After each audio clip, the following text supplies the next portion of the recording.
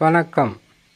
மேசராசி சனி வக்ர பலன்கள் 2024. சனி பகவான் வக்ரம் பெறுகின்ற ராசிகளில் அதிகப்படியான நற்பலன்களை தரக்கூடிய ராசிகளாக மேசராசி. சனி பகவான் பாவகிரகம். இந்த பாவகிரகம் வக்ரம் பெற்றால் சுபத்தன்மை வாய்ந்து அதிகப்படியான நற்பலன்களை அள்ளி கொடுக்கின்ற கிரகமாகவே மாறிவிடுவார். சனி பகவான் ஏற்கனவே 11ஆம் ராசியில் அமர்ந்திருந்த மேசராசிக்காரர்களுக்கு வக்ரம் பெற்றால் எந்த அளவுக்கு நற்பலன்களை தருவார் என்பதை இந்த பதிவில் பார்த்து விடலாம். சனி பகவான் வக்ரம் பெறுகின்ற நாளாகப்பட்டது 19/6/2024 ஆனி மாதம் 5ஆம் தேதி பகல் 3:12 வக்ரம் பெறுவார். வக்ரம் என்கின்ற பின்னோக்கி செல்லக்கூடிய அமைப்பாக மாறும். இயல்பாகவே முன்னுக்கும் பின்னுமாக சுற்றுகின்ற இந்த நிலையை உருவாக்குவது சூரிய பகவான். சனி பகவான் இருக்கின்ற ராசிகளிலிருந்து 5ஆம் ராசியில், அதாவது கும்பத்தில் சனி பகவான் இருக்கிறார். கும்பம் 1 என்று கணக்கிட்டால் 2வதாக மீனமும், 3வதாக மேசமும், 4வதாக ரிஷபமும், 5ஆம் ராசியாக மிதுனமும் வரும். இந்த மிதுன ராசியில் சூரிய பகவான் சஞ்சாரம் செய்யும் போது சனி பகவான் வக்ரம் பெறுவார். வக்ர நிவர்த்தி என்பது 4/11/2024 ஐப்பசி மாதம் 18ஆம் தேதி பகல் 3:12 வக்ர நிவர்த்தி பெறுவார். இந்த வக்ர நிவர்த்தி என்பது 150 நாட்களுக்கு பிறகு நடக்கக்கூடியது. இதில் மேசராசிக்காரர்களுக்கு எப்பொழுதுமே மேசராசியில் சனி பகவான் நீசம் பெறுவார். அப்படி நீசம் பெறுகிறார் என்றாலே இந்த ராசிக்கு அவர் பாதக அதிபதியாகவே இருப்பார். மேசராசிக்காரர்களுக்கு 10க்கும் 11க்கும் அதிபதியான சனி பகவான் பாதக அதிபதின்னு கேட்டிங்கன்னாக்கா உங்கள் ராசியிலே போட்டிருக்குமே, சனி பகவான் மேச ராசியில் நீசம் பெறுவார். இதே செவ்வாயின் இன்னொரு ராசியான விருச்சக ராசியில் பகை பெறுவார். ஆகையால் கெட்டவன் கெட்டிடில் கிட்டிடும் ராஜயோகம். இதனால் வரையில் 11ஆம் இடத்தில் இருந்த சனி பகவான் நற்பலன்களை தராமல் இருந்திருந்தால், அதிகப்படியான வளர்ச்சிகளை கொடுக்காமல் இருந்தால், முன்னேற்ற பாதைக்கு வழி சொல்லாமல் இருந்தால், வழி காட்டாமல் இருந்தால், இந்த 150 நாட்கள் என்பது மிகவும் சிறப்பான பலன்களை கொடுக்கின்ற கிரகமாகவே மாறுவார் சனி பகவான். சனி பகவான் ஒரு புரியாத புதிர் கிரகம். எந்த நாளில் நல்லது செய்வார், எந்த நாளில் கெட்டது செய்வார்னு யாருக்குமே தெரியாது. ஜோதிடத்தில் கரை கண்டவர்கள் கண்டறிந்து சொல்லக்கூடிய ஒவ்வொரு பலனும் பார்க்கும்போது மனசுக்குள் சிறிது அச்சம் தட்டும்.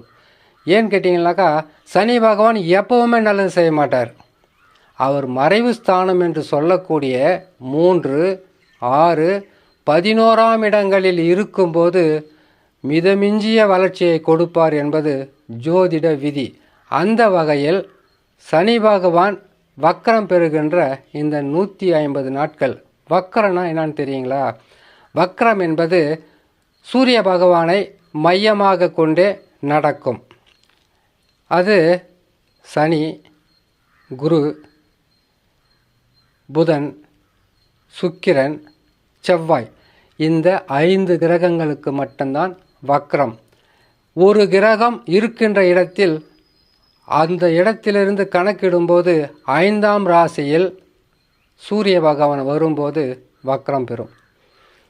இந்த வகையில் ராகு கேதுக்கோ சூரியன் சந்திரனுக்கோ வக்ரம் கிடையாது. ஆனால் சனி பகவான் ஒரு கெட்ட கிரகம். கெட்ட கிரகம் நம்ம சொல்லிடுறோம் ஈஸியாக. சனி பகவான் கெட்ட கிரகமே கிடையாது. ஏன்னு கேட்டிங்கனாக்கா இதனால் வரையில் இந்த உறவு தான் நமக்கு முக்கியம், இந்த உறவால் தான் நான் வாழ போகிறேன், என் நண்பர்கள் தான் எனக்கு முக்கியம், என்னுடைய சொந்த பந்தம் தான் முக்கியம் என்று சொன்ன அனைத்து வகையான உறவுகளையும் உதறி தள்ளிவிட்டு தனி மனிதனாக நிற்க வைப்பது சனி பகவான். காரணம், நம்பியவர்கள் நம்பிக்கை துரோகம் செய்வதும், நம்பிக்கையானவர்கள் ஏமாற்றங்களை தருவதும், உயிருக்கு உயிராக நினைத்தேன் என்று சொல்லி அவங்க என்ன உதாசனப்படுத்தி விட்டார்கள் என்று மூளையில் அமர்ந்து அழக்கூடிய ஒரு சூழ்நிலையை உருவாக்குவது சனி, ராகு, கேது. இதில் இவர்களுக்கு இணை வேறு யாருமே கிடையாது. ஆனால் இதிலும் ஒரு நற்பலன்கள் இருக்கும். என்னன்னு கேட்டிங்கன்னாக்கா, எந்த உறவும் நிலையான உறவு அல்ல. அதாவது எப்பொழுதுமே வாழ்க்கையில் நமக்கு தேவை என்னன்னு கேட்டிங்கனாக்கா, நம்மை நாம் காப்பாற்றி கொள்கின்ற வகையில் இருக்க வேண்டும், மற்றவர்கள் காப்பாற்றுவார்கள் என்கின்ற எண்ணத்திலோ நம்பிக்கையிலோ இருக்கக்கூடாது. வாடிய மலர்களில் வண்டுகள் சீண்டுவதில்லை, வசதி இல்லாதவனுடைய வாழ்க்கையில் சொந்தக்காரர்கள் தேடுவதில்லை. இது உண்மையான விஷயம். இந்த விஷயத்தை நாம் தெரிஞ்சுக்கிட்டாவே போதுமானது.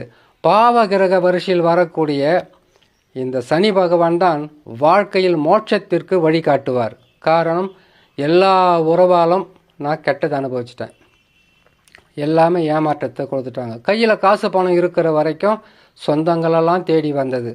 அதற்கு பிறகு அனைவராலும் வெறுத்து ஒதுக்கப்பட்ட மனிதனாக மாறிவிட்டேன். இப்போ எல்லா சொந்தமும் தேர்றதுனா தெரியுங்களா, நீங்கள் நல்லா இருக்கிறீங்களா, வசதி வாய்ப்போடு இருக்கிறீங்களா, நல்ல வேலையில் இருக்கிறீங்களா, அவங்க வந்தால் உங்களால் அவங்களுக்கு உதவி செய்ய முடியுமா, அப்படி என்கின்ற ஒரு கணக்கில் தான் அனைவருமே சுற்றி கொண்டு இருக்கிறார்கள் என்பது தான் உண்மை.